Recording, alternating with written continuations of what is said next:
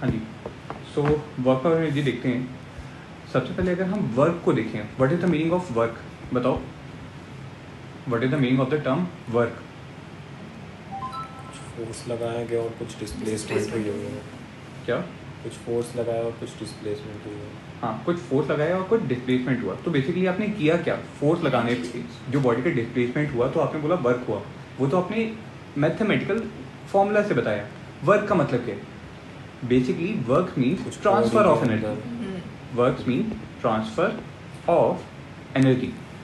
So whenever any force is being applied on any object, या तो वो कोई एक पॉइंट ऑब्जेक्ट हो सकते हैं या कॉम्बिनेशन ऑफ ऑब्जेक्ट, मतलब कोई एक बॉडी हो सकती है। तो जब आप एक फोर्स किसी बॉडी पे लगाओगे, तो अगर बॉडी का डिस्प्लेसमेंट होता है, लेकिन बॉडी का डिस्प्लेसमेंट कहाँ पे होना चाहिए? Along the direction of the applied force. So आप बोलोगे कि जो आपका फोर्स है उसने बॉडी के ऊपर कुछ वर्क किया है। फोर्स ने बॉडी के ऊपर कुछ वर्क किया है, मतलब फोर्स ने बॉडी को कुछ एनर्जी प्रोवाइड की है। फोर्स ने बॉडी को कुछ एनर्जी प्रोवाइड की है। बॉडी उस एनर्जी का करेगी क्या, that is a different thing. लेकिन बॉडी फोर्स ने कुछ वर्क किया, कुछ एनर्जी प्रोवाइड की। सो अगर हम वर्क की डेफिनेशन लिखें तो यू मे राइट और you may say that when work is done, या आप बोलो work is done when force is applied on the block or point or system of particles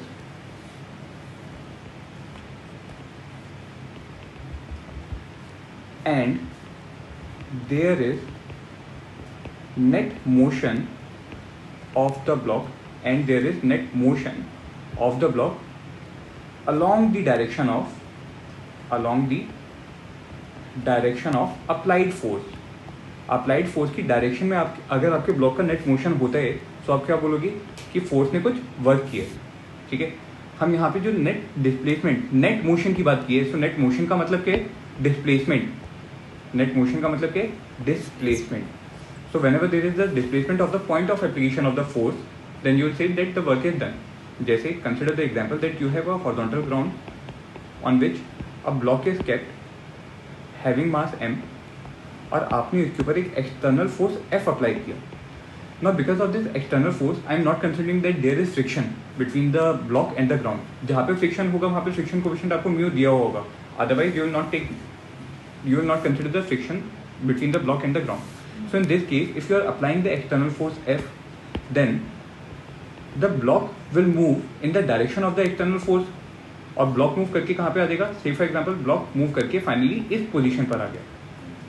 ठीक है, सो अगर हम देखें तो ब्लॉक ने कुछ डिस्टेंस ट्रेवल किए, डिस्टेंस बोलें या अगर हम इस केस में बोलें कि ब्लॉक का ने कुछ डिस्प्लेसमेंट ट्रेवल किए, और डिस्प्लेसमेंट जो हुआ है ब्लॉक का वो कहाँ पे हुआ है? Along the direction of the force itself.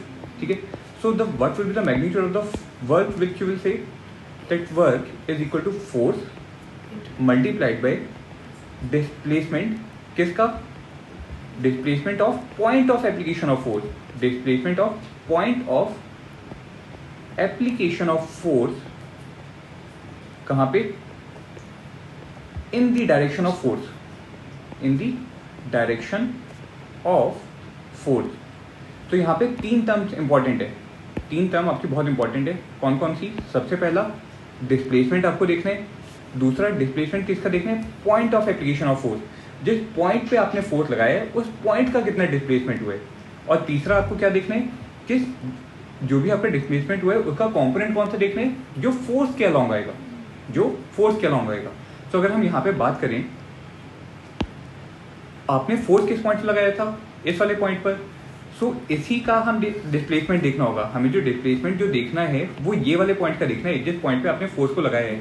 If you will say that the body is rigid body. Body कौन सी है? रिजिड बॉडी का मतलब क्या होता है? एक ऐसी बॉडी जो डिफॉर्म नहीं होगी। चाहे आप कितना भी फोर्स लगा लो, बॉडी कभी डिफॉर्म नहीं होगी। So the distance between any two points on the rigid body will always remain same. The distance between any two points on the rigid body will always remain same.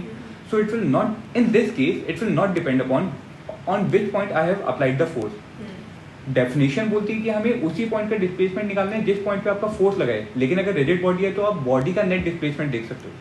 ठीक है, अगर body rigid body नहीं होगी सो उस case में आपको सिर्फ उसी पॉइंट का डिस्प्लेसमेंट देखना होगा जिस पॉइंट पे हमारा फोर्स लगेगा। जैसे स्प्रिंग के केस में हम देखेंगे, स्प्रिंग के केस में जब आप फोर्स लगाते हो स्प्रिंग कंप्रेस होती है या एक्सपेंड होती है। जिस पॉइंट पे आपने फोर्स लगाया वो पॉइंट खुद मूव किया, लेकिन स्प्रिंग का एक एंड फिक्स है। स्प्रिंग पूरी की पूरी मूव नहीं करी, स्प्रिंग का सिर्फ एक एंड फिक्स है, दूसरा एंड मूव किया। तो वहां पे हम वर्क कैसे निकालेंगे, समझ में आया? By calculating the displacement of the point of application of force. ठीक है, तो यहाँ पे अगर हम लिखें, so since you are taking the component of the displacement along the direction of force, so work will be given by force vector dot displacement vector. Work will be given by force vector dot displacement vector. अगर दो vectors का dot product आ रहे हैं तो resultant क्या रहा होगा, scalar. So work को हम क्या बोलेंगे, स्केलर क्वांटिटी। वर्क क्या आएगी आपकी, एक स्केलर क्वांटिटी। फोर्स की यूनिट क्या होती है, न्यूटन। डिस्प्लेसमेंट की यूनिट क्या है, metre. So 1 newton metre is also known as 1 joule. 1 newton metre is known as 1 joule. बात समझ में आया? ठीक है, so joule is the SI unit of work and you may also calculate the dimension of the work. Dimension भी आपको calculate करनी आती है। Now let us see what is the meaning of the positive work and the negative work. Positive work और negative work का meaning क्या है, आइए सेम एग्जांपल से हम देखते हैं। So in this case I will say that there are two different bodies. एक हमारा मैन है who is applying some force F on the block। ठीक है, मैन का अलग से फ्री बॉडी डायग्राम बनाओ और ब्लॉक का अलग से फ्री बॉडी डायग्राम बनाओ।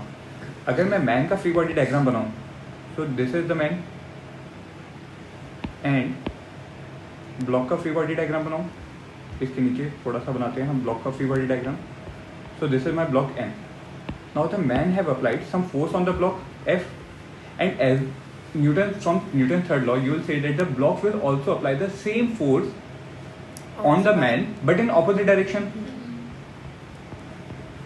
ठीक है, अब जो बॉय ने या मैन ने जो m मास के ऊपर फोर्स F लगाया है उसकी वजह से ब्लॉक का कोई डिस्प्लेसमेंट होगा।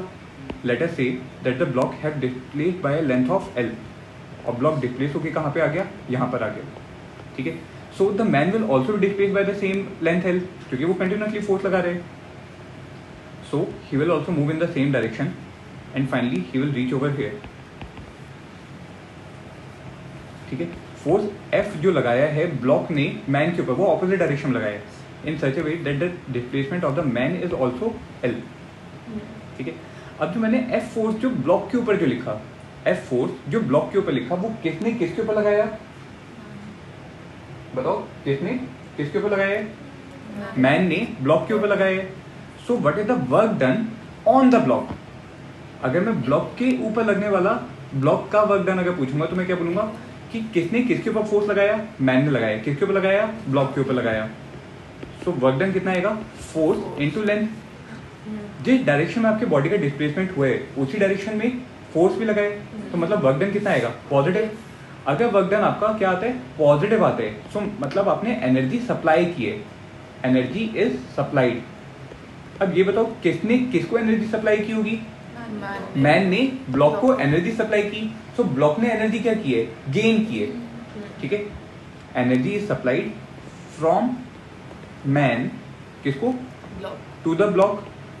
अगर ब्लॉक ने एनर्जी गेन की है, अगर ब्लॉक को एनर्जी मिली है तो क्या बोलोगे, gain in energy of block, gain in energy of block. So whenever positive work is done then you will say that the force has supplied energy to the body। Force has supplied work to the body। इसका उल्टा क्या बोलोगे, अगर work done आप calculate करो और अगर वो वर्क डन क्या है, नेगेटिव है, वर्क डन क्या है, negative, it means energy is given by the block to the force, energy is given by the block to the force. और you will say loss of energy, क्या बोलोगे आप, loss of energy, क्योंकि हम block की energy की बात कर रहे हैं, सिर्फ किसकी बात कर रहे हैं, ब्लॉक की एनर्जी की बात। सो अगर वर्क पॉजिटिव है तो ब्लॉक क्या करेगा, एनर्जी गेन करेगा, और अगर आपका वर्क नेगेटिव आ रहा है तो बॉडी जो आपकी बॉडी है वो एनर्जी क्या करेगी, लूज करेगी। क्या करेगी, लूज करेगी वो अपनी एनर्जी को। समझ में आया पॉजिटिव वर्क और नेगेटिव वर्क का मीनिंग। ठीक है, now let us calculate the work done by the variable force. अब तक जो हमने ऊपर दोनों एग्जाम्पल जो देखे थे वहाँ पे जो फोर्स जो लग रहा था वो दोनों ही केसेस में क्या लग रहा था, कांस्टेंट फोर्स लग रहा था। कैसा लग रहा था, constant force. But in case अगर आपके बॉडी के ऊपर लगने वाले फोर्सेज जो है वो टाइम के रिस्पेक्ट में चेंज हो रहे हैं या वो डिस्टेंस के साथ साथ कंटिन्यूसली चेंज हो रहे हैं, सो उन केसेस में आप वर्क डन कैसे निकालेंगे वो हम देखते हैं। So let us consider the case that you have a horizontal ground on which a block is kept. इस ब्लॉक के ऊपर आपने एक फोर्स लगाया इन सच अ वे that as the position of the block will change, the magnitude of the force is also changing. The magnitude of the force is also changing. You are given that in the initial position the block is over here, and in the final position the block have reached over here. ये इसकी क्या है, block की final position. सो आपको initial position से लेके final position तक का अगर टोटल डिस्टेंस, या अगर मैं इसको कोऑर्डिनेट सिस्टम में अगर ड्रॉ करूं, so I can say that taking this as origin and this is along the x-axis. So initial जो मेरे ब्लॉक का जो कोऑर्डिनेट है that is x1 and the final coordinate of the block is x2. So x1 से लेके x2 तक जब हमारा ब्लॉक मूव किया, so एक्सटर्नल फोर्स F ने कितना वर्क किया हमें वो कैलकुलेट करना है। एक्सटर्नल फोर्स F ने कितना वर्क किया वो हमें कैलकुलेट करना है। फोर्स लगा किसके ऊपर है, ब्लॉक M के ऊपर।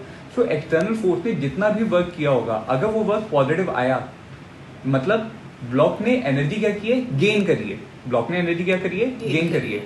और अगर एक्सटर्नल फोर्स F का वर्क नेगेटिव आता है तो हम उस केस में क्या बोलेंगे कि ब्लॉक ने एनर्जी लूज की है।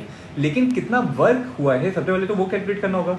Since work is dependent on force and in this case the force is a function of displacement itself, so what will do, हम इस ब्लॉक को किसी रैंडम पोजीशन पे ले जाएंगे, उसकी इनिशियल पोजीशन से x डिस्टेंस पे ले गए और x डिस्टेंस पे जाके हम उसका dx डिस्प्लेसमेंट करवाएंगे। x डिस्टेंस पे जाके हम उसका dx डिस्प्लेसमेंट करवाएंगे। अगर हम इस dx डिस्प्लेसमेंट के दौरान अपना वर्क कैलकुलेट कर लें तो वो वर्क कितना आएगा, सिंस डिस्प्लेसमेंट छोटा सा है सो वर्क भी कितना आएगा, छोटा वर्क। वो वर्क कितना होगा, force into displacement, force dot displacement vector will give me the small work. अच्छा, एक छोटे डिस्प्लेसमेंट के दौरान मैं अपने फोर्स को कांस्टेंट मान सकता हूँ। एक छोटे डिस्प्लेसमेंट के दौरान मैं अपने फोर्स को क्या मान सकता हूँ, कांस्टेंट। सो इसलिए तो मैंने वो छोटे डिस्प्लेसमेंट के लिए वर्क को कैलकुलेट कर लिया। सिमिलरली अगर मैं पूरे के पूरे पाथ में x1 से लेके x2 तक के पाथ में पूरे लेंथ को अगर मैं छोटे छोटे पोर्शन में अगर डिवाइड कर लूँ तो मैं हर पोर्शन का वर्क निकाल सकता हूँ। उन सभी पोर्शन का वर्क अगर मैं न्यूमेरिकली ऐड कर दूँ तो मुझे क्या मिल जाएगा, पूरे प्रोसेस का वर्क। क्यों, क्योंकि वर्क स्केलर क्वांटिटी है इसलिए मैं उसको न्यूमेरिकली ऐड या सब्ट्रैक्ट कर सकता हूँ। अगर वेक्टर होता तो मुझे डायरेक्शन भी देखनी होती, लेकिन ये सिर्फ एक स्केलर क्वांटिटी थी इसलिए मैंने अलग अलग छोटे छोटे पॉइंट का वर्क कैलकुलेट किया और उन सभी वर्क को अगर मैं ऐड करूंगा तो मुझे क्या मिल जाएगा, टोटल वर्क। सो अगर मुझे टोटल वर्क अगर कैलकुलेट करने टोटल वर्क कैलकुलेट करना है सो मैं इन्फिनिट नंबर ऑफ एडिशंस कर दूंगा। इन्फिनिट नंबर ऑफ एडिशंस मतलब इंटीग्रेशन करूंगा। So I integrate my expression f dot dx। लेकिन मेरी इंटीग्रल लिमिट्स कहाँ से कहाँ तक फिक्स रहेंगी, जो मेरा इनिशियल पोजीशन है वहां से लेके जो मेरा फाइनल पोजीशन है x1 से लेके x2 तक। क्या लिखेंगे, x1 से लेके x2 तक। So will write that work done in elemental displacement. जब आप इसको अपनी कॉपी में सॉल्व करेंगे तो आप क्या लिखेंगे, वर्क डन इन एलिमेंटल डिस्प्लेसमेंट dx। डिस्प्लेसमेंट कितना है dx, तो वहां पे dw कितना आएगा, f डॉट dx। जहां पे आपको ये देखना होगा कि फोर्स और डिस्प्लेसमेंट किसके डायरेक्शन में लग रहे हैं। हमेशा एफ डी एक्स मत लिख देना, फोर्स का वो कंपोनेंट जो लो जो आपकी डिस्प्लेसमेंट के अलॉन्ग आ रहे हैं, या फिर डिस्प्लेसमेंट को वो कंपोनेंट लो जो फोर्स के अलॉन्ग आ रहे हैं, दोनों सेम डायरेक्शन में होनी चाहिए। और यहां से फिर आप लिखेंगे total work done will be equal to W which will be given by integral dW। समझ में आई बात, पक्का? So let us consider an example.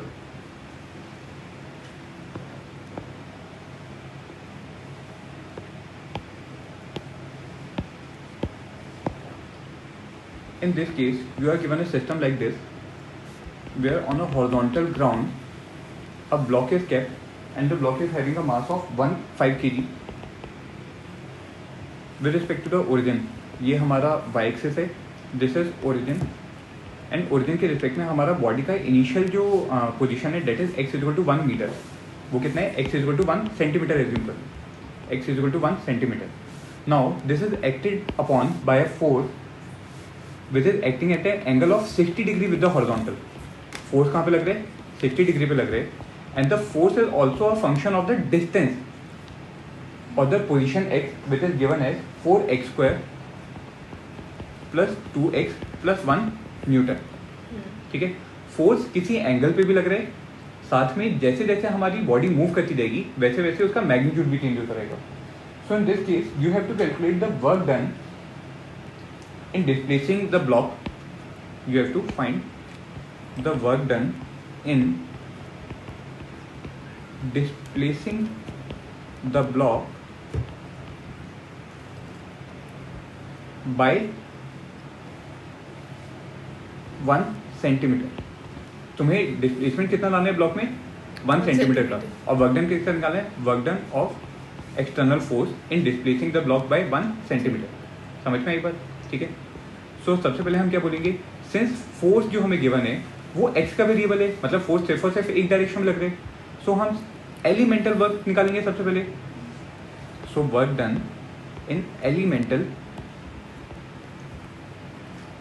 Displacement dx, कितना वर्क होगा वो, dw, जो कितना लिखेंगे, f vector dot dx vector, जहाँ पे अगर हम अपने इनिशियल पोजीशन से x डिस्टेंस पे जाके ब्लॉक का dx डिस्प्लेसमेंट अगर देखें, dx डिस्प्लेसमेंट देखें तो वो dx डिस्प्लेसमेंट कहाँ होगा, अलॉन्ग x एक्सिस, लेकिन फोर्स कहाँ पे लग रहे हैं, 60 डिग्री पे लग रहे हैं। सो f डॉट dx वेक्टर को अगर आप सॉल्व करोगे तो क्या लिखोगे, f dx cos theta, where angle theta is the angle between the force vector and the displacement vector. Force बताओ कितना लग रहा है, 4x² plus 2x plus 1। This will be the force which will be acting on the block when the block is at a position of x from the origin. और इतना force लगने पे उसका डिस्प्लेसमेंट कितना हुआ, dx, लेकिन force और displacement के बीच का एंगल कितना था, cos 60 डिग्री। cos 60 की वैल्यू कितनी होती है, 1/2। तो ये तो आपको मिला क्या, छोटा वाला वर्क। अगर आपको टोटल वर्क निकालना है तो आप इस एक्सप्रेशन को क्या करोगे, इंटीग्रेट। इनिशियल पोजीशन क्या है इसकी, 1 सेंटीमीटर। सो आपको ध्यान देना है यूनिट्स पे भी, ऐसे यूनिट में हम सारा का सारा वर्क करते हैं। यहाँ पे आपको जितना भी यूनिट दिए वो लिखो, block m 5 kg is the ऐसा unit of the mass.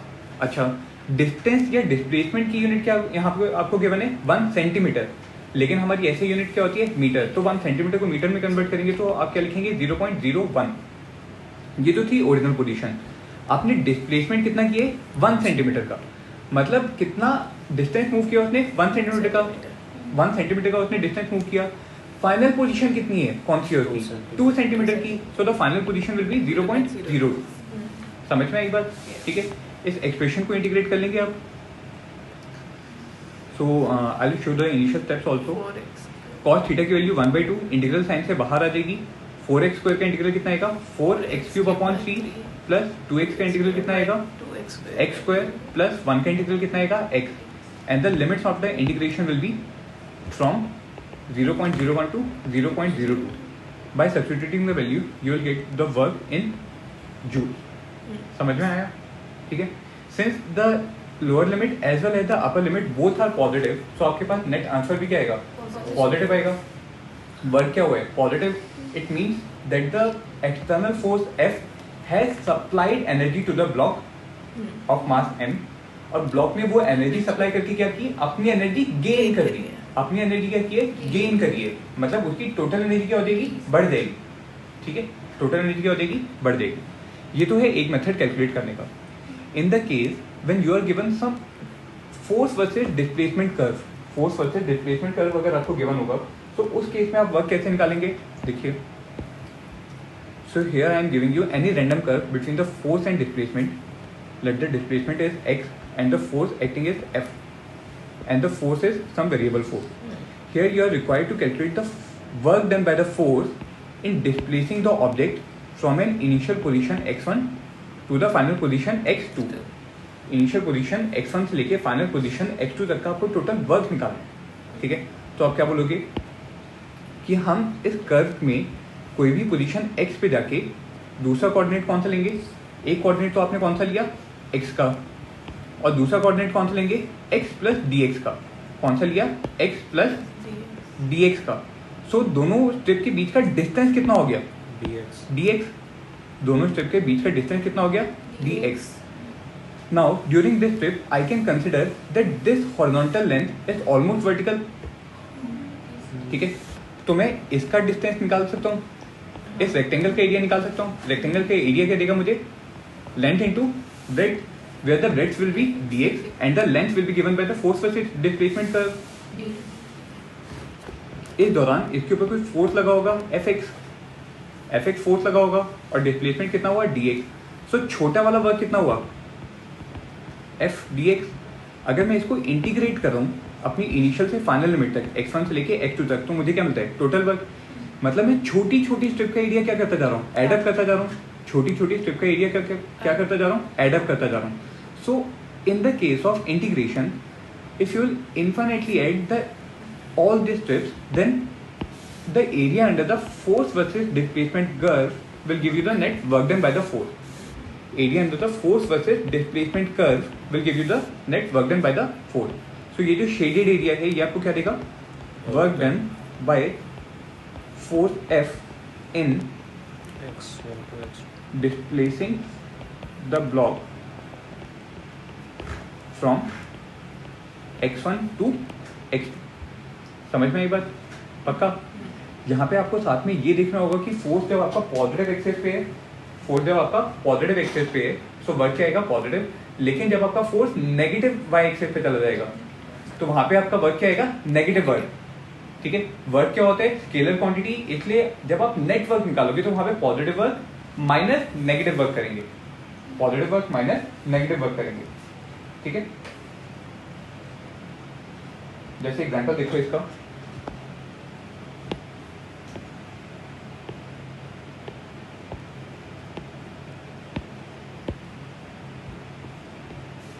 In this case, you are given the force versus displacement curve in the form of a trapezium.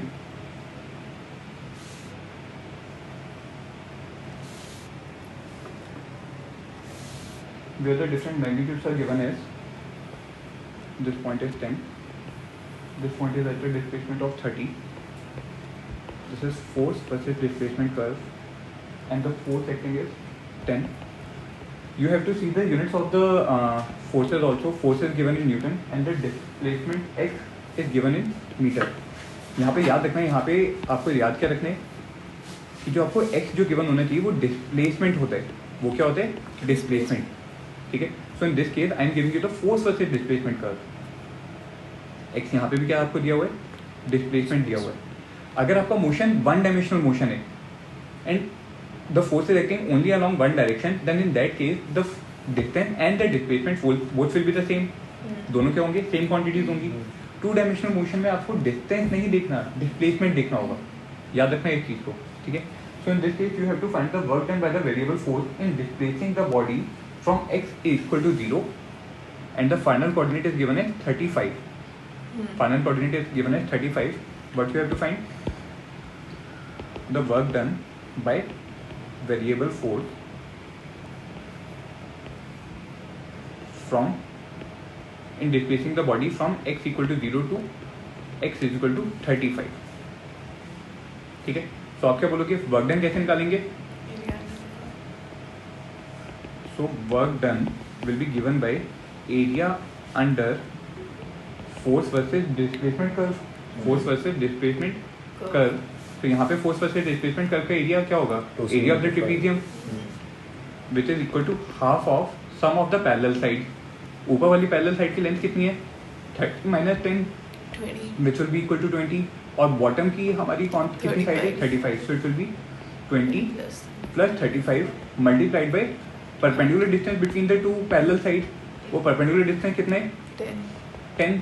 So multiplied by 10. So this will be equal to how much?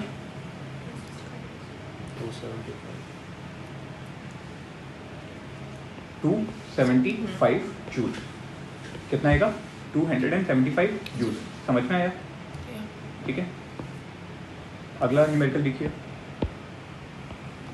In this case you are given a force F vector is equal to -2i cap plus 15j cap plus 6k cap newton. इतना external force है.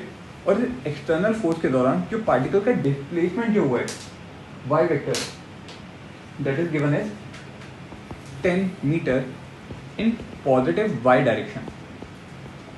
That is given as 10 meter in positive y direction. You have to find the work done by the force in moving the body. Work done by force in moving the body. ठीक है, बहुत straight forward numerical है. आप बोलेंगे work done किसके बराबर होते हैं? Force vector dot displacement vector. Displacement आपको गिवन है 10 metre along Y axis, so displacement vector can be written है 10 times J cap. So work done will be given by force vector minus 2 I cap plus 15 J cap plus 6 k cap dot with 10 j cap. Now from vectors you know that I vector dot j vector will be equal to 0 as well as k vector dot j vector will be equal to 0. Since आपके पास सिर्फ और सिर्फ कौन सी quantity बचेगी? j dot j. So the magnitude will be 15 into 10, that will be equal to 150 joules. That will be equal to 150 joules. समझ में आया? ठीक है. अगला न्यूमेरिकल लिखिए.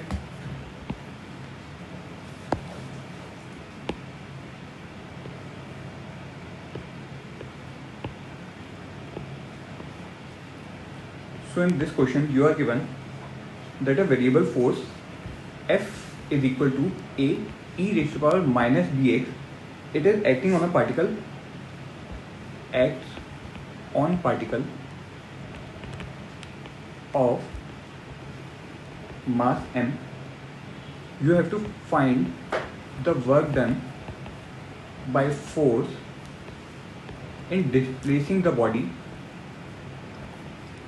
in displacing the body along x direction by a distance of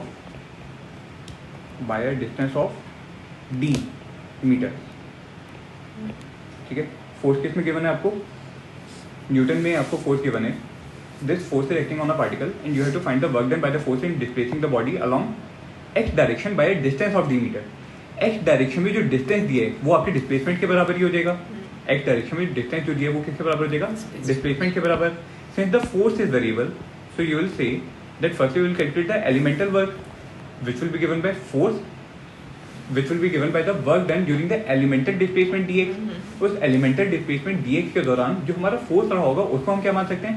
constant. तो वो force कितना लगा होगा? a e raised to power minus bx और डिस्प्लेसमेंट कितना हुआ? dx का. इस एक्सप्रेशन को अगर मैं इंटीग्रेट कर दूं तो मुझे क्या मिल जाएगा? Net work. कितने डिस्टेंस से आपने मूव करवाया है? डी डिस्टेंस से. इनिशियली कहाँ पे था? डी डिस्टेंस से मूव करवाया है. इसलिए मुझे सिर्फ डिस्प्लेसमेंट देखना होता है. मुझे देखना क्या होता है? डिस्प्लेसमेंट. अगर डी डिस्टेंस से मूव किया so it may be the case कि इनिशियली पार्टिकल का कुछ पोजीशन रहा होगा 5 मीटर प्लस कहाँ तक मूव किया? डी तक. सिर्फ मुझे वर्क देखना है. वर्क क्या है? Scalar quantity. So I can also take the lower limit as 0 and the final limit as D. इस केस में भी मेरा डिस्प्लेसमेंट कितना हुआ है? डी मीटर्स का. समझ में आया? इसको इंटीग्रेट करो. ए इज अ कांस्टेंट, सो वो इंटीग्रल साइन से बाहर आ जाएगा. e की पावर x का इंटीग्रल क्या होता है? e की पावर x. लेकिन e की पावर माइनस बी एक्स का इंटीग्रल कितना होगा? e की power minus B X upon minus B. e की power minus B X whole divided by b. And in this equation you will put the integral limit from 0 to small d. Values पुट करो तो क्या लिखेंगे आप? a into E raise to power minus B D upon minus B minus e raise to power minus b into 0 upon minus b. E raise to power 0 कितना होगा? 1. Minus B दोनों terms में से कॉमन आ जाएगा, so it will be minus a upon b times e raise to power minus B d minus 1. Negative sign को अंदर ले जाओ, सो आपको वर्क कितना मिलेगा? A by b times 1 minus e raise to power minus B d. This will be the answer to this problem. समझ में आया? ठीक है. Now let us see the next topic, energy and its type.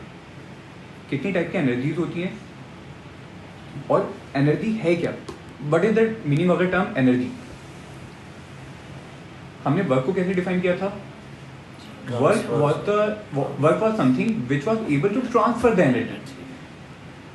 Man के पास energy थी, वो उस ब्लॉक को अगर ट्रांसफर करेगा तो कैसे करेगा? उसके ऊपर कुछ फोर्स एक्सर्ट करके, ब्लॉक के ऊपर कुछ फोर्स एक्सर्ट करके वो उसको एनर्जी ट्रांसफर करेगा. So work was basically uh basically the transfer of energy. Energy क्या है? It is the ability to do work. Ability to do work. अगर आपको कोई वर्क करना है तो मैन के पास कुछ एनर्जी होनी चाहिए ना, तभी तो वो वर्क कर पाएगा. ब्लॉक है, बिलियर्ड टेबल है जिसमें एक बॉल दूसरी बॉल की तरफ मूव कर रही है. जब पहली बॉल दूसरी बॉल को हिट करेगी सो वो उसको कुछ एनर्जी ट्रांसफर करेगी, कुछ एनर्जी ट्रांसफर करेगी. ठीक है. सो व्हाट इज द, और दूसरी जो बॉल है वो अपनी कुछ वेलोसिटी गेन करेगी. वेलोसिटी गेन करेगी मतलब कुछ काइनेटिक एनर्जी उसके पास आ रही है. वो काइनेटिक एनर्जी आई कहाँ से? पिछली वाली ब्लॉक ने उसको एनर्जी ट्रांसफर की. कैसे एनर्जी ट्रांसफर की? By doing some work. So work क्या था? The mode of transferring the energy. पहली ब्लॉक के पास जो एनर्जी थी वो थी क्या? The ability to do work. उसके पास खुद से जितनी एनर्जी थी वो मैक्सिमम उतनी ही एनर्जी दे सकता है, उससे ज्यादा एनर्जी कभी नहीं दे सकता. हाँ या ना? ठीक है. तो आप एनर्जी को कैसे बोल सकते हो? This is the ability to do work. Energy can be defined as the ability to do work, or you may say that energy is required to develop a force. क्योंकि वर्क हो रहे मतलब कुछ फोर्स रहा होगा. एक ball ने दूसरी बॉल के ऊपर कुछ फोर्स एक्सर्ट किया, उसने की तो थी एनर्जी ट्रांसफर. पहली ब्लॉक के पास कितनी काइनेटिक एनर्जी थी? Half m1v1 square.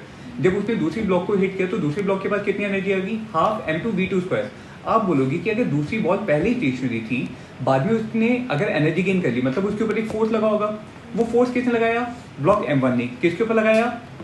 Ball m2 के ऊपर. कैसे लगाया? एक फोर्स लगाया होगा. सो एनर्जी ट्रांसफर में कुछ फोर्स भी रहा होगा. So you can say that energy is required, it is required to develop a force.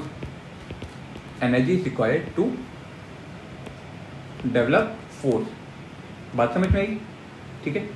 Energy को देखते हैं. एनर्जी कितने टाइप्स की हैं? आपने अपनी एलिमेंट्री क्लासेस में पढ़ा है. एनर्जी दो टाइप की होती है. कौन कौन सी? Kinetic energy. ठीक है. और दूसरी कौन सी होती है? Potential energy. Second one is your potential energy. Kinetic energy कौन सी एनर्जी है? This is the energy by virtue of motion of the body. By virtue of motion of body. जब भी कोई बॉडी मूव करेगी सो मूव करने की वजह से उसके पास जो एनर्जी आई उस एनर्जी को आपने क्या नाम दिया? Kinetic energy. In the case of linear motion, in the case of linear motion the kinetic energy is given by half m v square. And in the case of rotational motion, जहां पे हमारी body किसी axis के about rotate कर रही होगी, वहां पे हम बोलेंगे रोटेशनल काइनेटिक एनर्जी. वहां पे हम उसको क्या नाम देंगे? Rotational kinetic energy. And that rotational kinetic energy is given as half I omega square. जो काम हमारा मास m लीनियर मोशन में करता है वही काम हमारा moment of inertia I rotational motion में करता है. मास m का मीनिंग क्या होता है? Inertia of the body toward linear motion. और इनर्शिया का मतलब क्या है? The tendency of the body to maintain its state of motion. अगर बॉडी रेस्ट पर है तो वो रेस्ट पर रहने की टेंडेंसी रखेगी. अगर बॉडी मोशन में तो वो मोशन में रखने की टेंडेंसी रखेगी. लेकिन ये टेंडेंसी आई कहां से? मास की वजह से. बॉडी के पास जितना ज्यादा मास होगा उतनी ज्यादा उसकी एबिलिटी होगी अपने मोशन को सस्टेन करने की. ये तो किस टर्म्स में हमने बात की थी?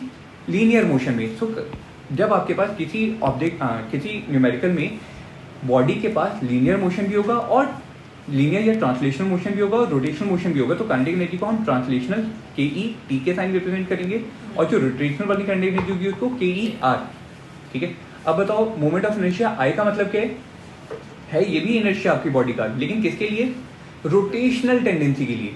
सो the ability of the body to maintain its rotational state is known as the moment of inertia. ठीक है. जो काम हमारा लीनियर वेलोसिटी v का होता है लीनियर मोशन में, सेम वही काम हमारा एंगुलर वेलोसिटी ओमेगा का होता है किसमें? एंगुलर मोशन में. So omega is your angular velocity. बात समझ में आई? काइनेटिक एनर्जी किसकी वजह से? बॉडी के मोशन की वजह से. बॉडी के मोशन की वजह से आपने जो एनर्जी बोली उसको क्या बोला? Kinetic energy. अब आओ पोटेंशियल एनर्जी पे. पोटेंशियल एनर्जी के it is the stored form of energy. It is stored form of energy which can be used in doing some work, in doing work. और ये जो तुम्हारी बॉडी ने energy जो स्टोर की है ये किस वजह से स्टोर की है? Due to the change in it may be different cases. पहला केस क्या हो सकता है कि उसने अपनी शेप या डायमेंशन को चेंज कर लिया हो, ठीक है। अगर आपको किसी बॉडी की शेप या डायमेंशन को चेंज करना हुआ तो आप उस बॉडी के ऊपर कुछ फोर्स लगाओगे। जो आपने बॉडी के ऊपर फोर्स लगाया वो फोर्स बॉडी ने गेन किया, गेन करके क्या किया, उसने अपनी शेप या डायमेंशन चेंज कर ली। सो उसने वो एनर्जी अपने अंदर स्टोर कर ली, उसने अपने अंदर एनर्जी क्या कर ली, स्टोर कर ली। तो वो क्या हो जाएगी, पोटेंशियल एनर्जी। दूसरा, पोटेंशियल एनर्जी आपके पास किसी बॉडी के पास आ सकती है due to its motion in some field, in some force field. किसी फोर्स फील्ड में, जैसे ग्रेविटेशन फील्ड में, इलेक्ट्रिक फील्ड में, मैग्नेटिक फील्ड में, जब आप किसी बॉडी को मूव करवाते हो सो वो जो उस फोर्स फील्ड ने जो वर्क किया बॉडी के ऊपर वो बॉडी की पोटेंशियल एनर्जी के रूप में स्टोर होता है, वो बॉडी की पोटेंशियल एनर्जी के रूप में स्टोर होता है। सो बेसिकली जो भी आपकी बॉडी ने एनर्जी स्टोर की है उस एनर्जी को आप क्या बोलोगे, पोटेंशियल एनर्जी। और जो एनर्जी वो अपने अंदर स्टोर नहीं कर पाई वो किस फॉर्म में जा सकती है, या तो वो आपको दिखेगी in the form of kinetic energy, otherwise it may also be observed as dissipated energy. It may also be observed as dissipated energy. Body को आपने एनर्जी दी, कुछ पोर्शन उस एनर्जी का कुछ पोर्शन तो उसने अपने अंदर स्टोर कर लिया इन the form of potential energy. Remaining जो उसके पास फॉर्म बचा वो किस केस में यूज कर सकते हैं, either in the form of kinetic energy और in the form of dissipated energy. Dissipated energy का मतलब क्या है, एनर्जी बची हुई, एनर्जी को लूज कर देना। सो बेसिकली जब आपने वर्क किया था, वर्क डन किया था, सो आप क्या बोलेंगे, transfer of energy. This is basically transfer of energy. जब आपने एनर्जी ट्रांसफर की सो एनर्जी कहाँ पे गई, एक तो चलेगी पोटेंशियल एनर्जी में जो बेसिकली क्या है, स्टोर्ड एनर्जी, और जो रिमेनिंग एनर्जी है मतलब वर्क डन की एनर्जी माइनस पोटेंशियल एनर्जी, ये फर्दर दो अलग अलग पार्ट्स में ब्रेक हो सकती है। सबसे पहले तो बॉडी कुछ पोर्शन यूटिलाइज कर लेगा अपनी काइनेटिक एनर्जी चेंज करने के लिए, काइनेटिक एनर्जी को चेंज करने के लिए। रिमेनिंग पोर्शन जो बचेगा वो क्या हो जाएगा, डिसिपेट। डिसिपेट मतलब और लॉस टू सराउंडिंग। बॉडी उसको गेन नहीं कर सकता और वो सराउंडिंग में क्या होगी, लॉस होगी। जो आपकी एनर्जी डिसिपेट होगी it can never be recovered, it can not be recovered, ठीक है। जो एनर्जी आपकी बॉडी ने लूज कर दी वो बेसिकली कौन सी एनर्जी होगी, in the terms of thermodynamics आप क्या बोलेंगे, हीट में तो चेंज होगी। अच्छा ये अगर रिकवर नहीं कर सकते तो ये डिसिपेट के फॉर्म में होगी, इन the form of heat, light, sound etcetera. Heat का मतलब टेम्परेचर बढ़ जाएगा। जिस बॉडी ने, एक बॉडी जिसने हीट लूज करी है उसका टेम्परेचर क्या हो जाएगा, डिक्रीज हो जाएगा। और दूसरी बॉडी जिसने एनर्जी गेन करी है उसका टेम्परेचर क्या हो जाएगा, इंक्रीज हो जाएगा। उसका टेम्परेचर क्या हो जाएगा, इंक्रीज हो जाएगा। अच्छा मैं बोल रहा था कि अगर बॉडी ने एनर्जी डिसिपेट की है और सराउंडिंग ने एनर्जी क्या की है, गेन करी है, सो ये किस टाइप का थर्मोडायनेमिक प्रोसेस रहा होगा, एंट्रोपी पूरे सिस्टम की क्या हुई है, इंक्रीज हुई है। पूरे सिस्टम की एंट्रोपी क्या हो गई, इंक्रीज हो गई। अगर सिस्टम की एंट्रोपी सेम रहती तो आप क्या बोलते कि कोई एनर्जी लूज नहीं हुई। लेकिन अगर एंट्रोपी बढ़ी है सिस्टम की मतलब एनर्जी सिस्टम से निकल के सराउंडिंग में गई है। बात समझ में आई, ठीक है। वो थर्मोडायनेमिक्स की टर्म्स में, जब थर्मोडायनेमिक्स में हम देखेंगे वहां पे इस टाइप के क्वेश्चंस आएंगे जहां पे आपको क्वेश्चन के अंदर फ्रिक्शन गिवन होगा या किसी भी रूप में जो आपकी बॉडी है वो एनर्जी डिसिपेट कर रही होगी और उस एनर्जी से वो आपको एंट्रोपी कैलकुलेट करने के लिए बोलेगा। बात समझ में आई। सो डिसिपेटेड एनर्जी आपको समझ में आया क्या है, ठीक है। एग्जाम्पल देखिए, मान लो आपके पास एक ग्राउंड है, इस ग्राउंड के ऊपर आपने एक ब्लॉक को रखा m मास का जिसके ऊपर आपने एक्सटर्नल फोर्स F लगाया। But in this case you are given that the contact surface between the block and the ground is rough, ठीक है। So due to the motion of the block will also experience some frictional force F। मान लो block अपनी initial position से displace करने final position L distance move किए। So what will be the work done by external force, कितना होगा, force into displacement. जो work कितना आया, पॉजिटिव वर्क, मतलब एक्सटर्नल फोर्स F ने बॉडी को एनर्जी सप्लाई करी है और बॉडी ने अपने अंदर एनर्जी को क्या किया, गेन किया, ठीक है। दूसरा, what is the work done bye frictional force. अगर आप फ्रिक्शन का वर्क निकालोगे तो फ्रिक्शनल फोर्स कहाँ पे लग रहे हैं? डिस्प्लेसमेंट की ऑपोजिट डायरेक्शन में, डिस्प्लेसमेंट की ऑपोजिट डायरेक्शन में। सो वर्क कितना आएगा? नेगेटिव। या तो आप पहले हम बात कर लें, अगर वेक्टर फॉर्म में बात करें तो it will be given by the force vector multiplied dot product with the displacement vector. Since the angle between displacement vector कहाँ है आपका? टुवर्ड राइट हैंड साइड, और जो फ्रिक्शनल फोर्स वेक्टर लग रहे हैं वो कहाँ पे लग रहे हैं? Left side toward left hand side. तो दोनों के बीच का एंगल कितना होगा? 180 दोनों के बीच का एंगल कितना होगा? 180 डिग्री का। What is the value of cos 180 degree? -1। So work done by the friction will come out to be -F × L, जहाँ पे नेगेटिव साइन क्या डिनोट करे? Energy lost by body. Body ने एनर्जी क्या की है? लूज की है। तो गेन कितनी की होगी? बॉडी के सराउंडिंग में। बॉडी के सराउंडिंग में क्या है? ग्राउंड। सो ग्राउंड उस एनर्जी को गेन करेगा तो किस किस फॉर्म में कर सकते हैं? हीट, लाइट एंड साउंड, और दूसरी फॉर्म ऑफ एनर्जी। जनरली आप देखते भी हैं, जब आप किसी ब्लॉक को किसी ग्राउंड पे अगर पुल करते हो तो ग्राउंड का सरफेस जो है वो थोड़ा सा गर्म हो जाता है, कुछ वॉइस आती है, आवाज आती है, वहां से साउंड एनर्जी भी आती है। ठीक है, समझ में आया? जितना फ्रिक्शनल फोर्स लग रहा होगा वो आपको देखना होगा कि फ्रिक्शन फोर्स का कंपोनेंट डिस्प्लेसमेंट के अलोंग या डिस्प्लेसमेंट का component along the frictional force. ठीक है, आगे देखो, classification of forces on the basis of energy transfer. Classification of forces on the basis of energy transfer. So basically आप forces को दो अलग अलग कैटेगरीज में रख सकते हो। सबसे पहले आपके आते हैं कंजर्वेटिव फोर्सेस। सबसे पहले कौन से फोर्सेस आए? Conservative forces. और दूसरे कौन से हैं? Non conservative forces. Conservative forces and non conservative forces. सबसे पहले हम बात करते हैं कंजर्वेटिव फोर्सेस की।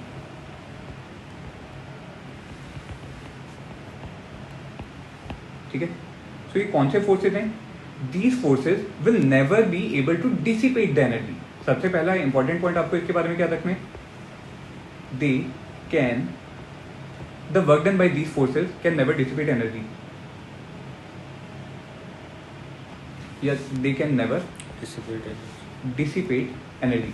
तो जब भी आपको कंजर्वेटिव फोर्सेस गिवन होंगे और वहां पे अगर वो आपसे ये पूछेगा what is the heat loss by the system, सीधा आप ऑप्शन के टिक करेंगे? Zero. So they can never dissipate energy. सबसे पहला पॉइंट। दूसरा point, whenever work is done by these forces, जब भी वर्क करोगे तो वो वर्क क्या आएगा? या तो पॉजिटिव वर्क आएगा या नेगेटिव वर्क आएगा। सो बेसिकली या तो एनर्जी सप्लाई करेगा या एनर्जी लूज करेगा। लेकिन कौन सी एनर्जी? दो टाइप की एनर्जी देखी थी, कौन कौन सी? काइनेटिक एनर्जी और potential energy. So the work done bye these forces will only changes the potential energy of the system, will only changes the potential energy of the system. So जो block है या जो भी body है वो अपनी कौन सी एनर्जी चेंज करेगा? Potential energy. कब? जब भी आप कंजर्वेटिव फोर्सेस का वर्क निकालोगे। कंजर्वेटिव फोर्सेस के टाइप्स कौन कौन से हैं? पहले यहाँ पे कंजर्वेटिव फोर्सेस को पहले समझते हैं, या फील्ड फोर्स पहले समझते हैं। फील्ड फोर्स का मतलब क्या होता है? What is the meaning of the term field force? Basically आपके पास एक रीजन है, कोई भी एक रैंडम रीजन है, जहाँ पे आपके जो भी फोर्सेस लग रहे हैं हम उनको माने कि वो कंजर्वेटिव फोर्सेस हैं। एक आपके पास रीजन है जिसको मैं बोलता हूँ तो conservative field, this is my conservative field region. और इस कंजर्वेटिव फील्ड रीजन में जो भी आपके फोर्सेज जो लग रहे होंगे वो कौन से फोर्सेज रहे होंगे? कंजर्वेटिव फोर्सेज रहे होंगे। मान लो यहाँ पे एक ब्लॉक है जो इनिशियली इस पोजीशन पर है, जो ब्लॉक है एम मास का वो इनिशियली एक पोजीशन पर है। सिंस कंजर्वेटिव फील्ड रीजन में कंजर्वेटिव फोर्स रहा होगा, कंजर्वेटिव फोर्स रहा होगा, आपने इस ब्लॉक के ऊपर कुछ फोर्स एफ लगाया और एफ लगा के आपने इसको किसी रैंडम डायरेक्शन में एक फाइनल पोजीशन तक लेके आ गए। कंजर्वेटिव फोर्स लगा के आप इस ब्लॉक को एक फाइनल पोजीशन पर लेके आ गए। सो this is the final position of the block. ठीक है, इस फाइनल पोजीशन में मान लो जो हमारे ब्लॉक की पोटेंशियल एनर्जी है, ब्लॉक की पोटेंशियल एनर्जी है दैट इज यू बी, और जो मेरा इनिशियल स्टेट है this is my initial state, और इस इनिशियल स्टेट में मेरे ब्लॉक की potential energy, initial potential energy जो गिवन है वो कितनी है? U A. कितनी गिवन है वो? U A. Now if you will calculate जो आपको फोर्स F जो यहाँ पे गिवन है, this force is basically your external force, this force is external force. और जो कंजर्वेटिव फील्ड फोर्स जो होता है वो एक्सटर्नल फोर्स के ऑपोजिट डायरेक्शन में लगता है। वो कहाँ पे लगेगा? एक्सटर्नल फोर्स के ऑपोजिट डायरेक्शन में। So let us put the external force in opposite direction like this. So this is my conservative field force. Now what will be the work done by the external force? अगर आप external force का work निकालोगे तो वो क्या होगा? UV minus UA। वो हमारे सिस्टम को एनर्जी क्या करेगा? सप्लाई करेगा। इस केस में अगर आप देखोगे तो सिस्टम की एनर्जी को क्या कर रहे हैं? बढ़ा रहे हैं। सो आपकी पोटेंशियल एनर्जी चेंज होगी। So the potential final potential energy will be greater then the initial potential energy. So the difference between the final potential energy and the initial potential energy will give you the work done by the external agent. It will give you the work done by the external agent. लेकिन जो आपका conservative force है वो external force के opposite direction में लग रहा था। So work done by the conservative force will become equal to the negative of the work done by the external field, external agent. ठीक है, क्या बोलेंगे आप? Work done by conservative field force will be negative of the work done by external agent. Work done by external agent is equal to change in potential energy of the system. जहाँ पे हम change की जब बात करते हैं तो वो चेंज होता है फाइनल माइनस इनिशियल। चेंज का मतलब क्या होता है? Final minus initial. Now the work done by the conservative field force is negative of the work done by the external agent. It is equal to negative of the work done by the external agent. So you may say that the work done by conservative field force is equal to how much? UA minus UV। Negative of UB minus UA, which will be basically equal to UA minus UB। कितना आएगा? UA minus UB। ठीक है। Now in this case you may say कि अगर आपका work done किसका? Conservative field का अगर पॉजिटिव आता है, कॉन्जर्वेटिव फील्ड का अगर वर्क क्या आता है? पॉजिटिव, मतलब U A will be greater than U B. मतलब इनिशियल एनर्जी क्या है? फाइनल एनर्जी से ज्यादा है। तो बॉडी ने एनर्जी क्या की? गेन करी या लूज करी? लूज करी। बॉडी ने एनर्जी क्या करी? लूज करी। So when the work done by the conservative field is positive then you will say that decrease in the potential energy, decrease in potential energy of system, that is loss of energy. क्या क्या कह रही? Conservative loss करी energy, conservative force नहीं, conservative force loss ही नहीं कर सकती। आपने ऊपर मैं समझा नहीं। सर जैसे आपने भी बोला था ऊपर कि मतलब कंजर्वेटिव फोर्स डिसिपेट नहीं करती एनर्जी, तो सर लॉस मतलब बॉडी ने अपनी एनर्जी लूज की है। हाँ जी। कंजर्वेटिव फोर्स ने तो वर्क किया होगा कुछ हाँ। ब्लॉक के ऊपर, ब्लॉक ने क्या किया? उस एनर्जी को गेन किया। ठीक है। और किसी दूसरे रूप में उसने अपनी एनर्जी को डिक्रीज करवा दिया। मतलब उसने क्या किया होगा? अपनी काइनेटिक एनर्जी ज्यादा बढ़ा दी लेकिन पोटेंशियल एनर्जी क्या हो गई? कम हो गई। डिसिपेट नहीं हुई। डिसिपेट होने का मतलब क्या है? कि वो ब्लॉक ने गेन ही नहीं कर पाया। डिसिपेट करने का मतलब क्या है? कि ब्लॉक तो उसको गेन ही नहीं कर पाया, ना उसको काइनेटिक एनर्जी में यूज कर पाया ना पोटेंशियल एनर्जी में यूज कर पाया। यहाँ पे मैं बोल रहा हूँ कि जब कंजर्वेटिव फील्ड ने वर्क किया तो उससे बॉडी की पोटेंशियल एनर्जी डिक्रीज या इंक्रीज हुई। काइनेटिक एनर्जी डिक्रीज या इंक्रीज हो सकती है लेकिन एनर्जी डिसिपेट नहीं हो सकती, लॉस नहीं होगी, सराउंडिंग में लॉस नहीं होगी। ठीक है। और जो भी कंजर्वेटिव फील्ड जो होती है वो हमेशा पोटेंशियल एनर्जी चेंज करवाती है, कभी भी काइनेटिक एनर्जी चेंज नहीं करवाती। So in the case when the work done by the conservative field is positive then you will say that there is decrease in the potential energy of the system और you may say that there is loss of energy of the system. ठीक है। Similarly if the work done by conservative field, work done by conservative field is negative, तो बताओ UA minus UB क्या आएगा? Negative. It means that the initial potential energy is lesser than the final potential energy. तो final potential energy क्या होगी? Initial के respect में ज्यादा हो गई। तो आप क्या बोलेंगे? Increase in potential energy of system. और अगर सिस्टम की पोटेंशियल एनर्जी इंक्रीज हुई है मतलब gain in energy, gain in energy. समझ में आई बात? ठीक है। और नेक्स्ट पॉइंट लिखो। यहाँ पे हमने ऊपर 2 पॉइंट लिख लिए। सबसे पहला क्या? They can never dissipate the energy, they can never dissipate energy. Then whenever the work is done by the conservative field then that energy will only be used or it will only be utilized to change the potential energy of the system. It will only be used to change the potential energy of the system. So now let us also see, आगे देखो, जो conservative field का जो work जो होते हैं, the work done by the conservative field, conservative field force only depends upon the initial and final position of body in conservative field region. It will not depend upon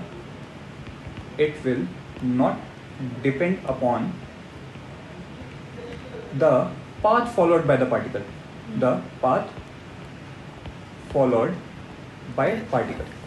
मतलब अगर आप एक conservative field region में block को उसकी initial position से final position तक लेके जा रहे हो, सो जो भी उसका वर्क हुआ होगा वो सिर्फ और सिर्फ किसके ऊपर डिपेंड किया होगा? Change in potential energy. Potential energy कभी भी पाथ के ऊपर डिपेंड नहीं करती, ठीक है, वो सिर्फ और सिर्फ पोजीशन के ऊपर डिपेंड करती है. So the work done by the conservative field will also be path independent. It will also be path independent. समझ में आया? Conservative field समझ में आई? Conservative forces समझ में आई? Yes, sir. आगे देखो, non conservative forces. जो conservative force नहीं है वो क्या हो गया? Non conservative forces. ठीक है, तो conservative forces ने कभी भी एनर्जी डिसिपेट नहीं करवाई थी. So non conservative forces क्या करेंगे? These are the forces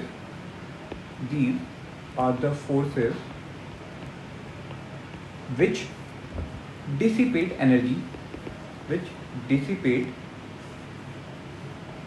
energy whenever work done by non conservative forces. जब भी नॉन कंजर्वेटिव फोर्सेस का वर्क होगा तो वो हमेशा क्या करवाएंगे? एनर्जी डिसिपेट करवाएंगे. जैसे फ्रिक्शनल फोर्स, ठीक है. और इसकी वजह से जो आपके एनर्जी डिसिपेट हुई है उसकी वजह से क्या होगा? सिस्टम की या ब्लॉक की पोटेंशियल एनर्जी डिक्रीज होगी, ठीक है. क्योंकि एनर्जी डिसिपेट की है तो हमेशा क्या होगा? लॉस होगा. एनर्जी क्या होगा? लॉस होगा. So it always results in decrease in potential energy of system. It always results in decrease in the potential energy of the system. बात समझ में आई? ठीक है. नहीं, कंजर्वेटिव फोर्सेस जो हैं वो सिर्फ और सिर्फ पोटेंशियल एनर्जी के रूप में चेंज करवाएंगे. जो एनर्जी डिसिपेट करवाई है, पोटेंशियल एनर्जी तो कभी उसमें पार्टिसिपेट ही नहीं की, तो पार्टिसिपेशन किसका रहा होगा? काइनेटिक एनर्जी का. पार्टिसिपेशन किसका रहा होगा? सिर्फ और सिर्फ काइनेटिक एनर्जी का. सो फ्रिक्शन की वजह से जो भी आपकी एनर्जी लॉस हुई है उसकी वजह से सिस्टम की पोटेंशियल एनर्जी में कोई चेंज नहीं आएगा. किसमें चेंज आएगा? काइनेटिक एनर्जी में. तो काइनेटिक एनर्जी क्या हो जाएगी? डिक्रीज हो जाएगी. इस चीज को ध्यान रखना. जो हमने स्टेटमेंट लिखा है ये स्टेटमेंट गलत है. What should be the correct statement? Non conservative forces never participate in changing the potential energy of system. समझ में आई बात? नॉन कंजर्वेटिव फोर्सेस की वजह से कभी भी सिस्टम की पोटेंशियल एनर्जी में कोई चेंज नहीं आएगा. सिर्फ और सिर्फ किस में चेंज आएगा? काइनेटिक एनर्जी में. कंजर्वेटिव फोर्सेस की वजह से सिस्टम की कभी भी काइनेटिक एनर्जी में कोई चेंज नहीं आएगा. सिर्फ और सिर्फ पोटेंशियल एनर्जी में चेंज आएगा. बात समझ में आई? कंजर्वेटिव फोर्सेस की वजह से कभी भी एनर्जी डिसिपेट नहीं होगी. नॉन कंजर्वेटिव फोर्सेस की वजह से एनर्जी डिसिपेट होगी.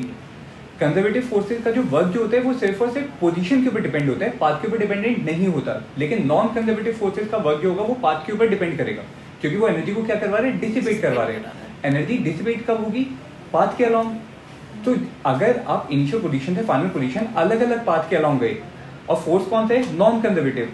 सिर्फ पाथ आपके अलग अलग हैं, तो वहां पे दोनों का फोर्सेस वर्क क्या आएगा? अलग अलग आएगा. तो एनर्जी डिसिपेट भी क्या होगी? डिफरेंट होगी. डिफरेंसेस समझ में आए आपको कंजर्वेटिव फोर्सेस और नॉन